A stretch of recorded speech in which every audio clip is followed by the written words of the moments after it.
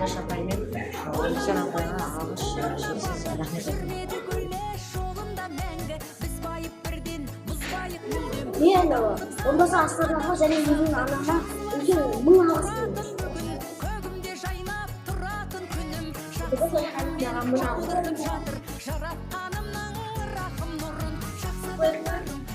Шексіз.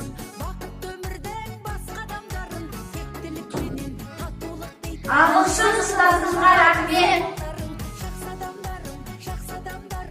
Менің барлық ұстаздарыма алғысым шексіз.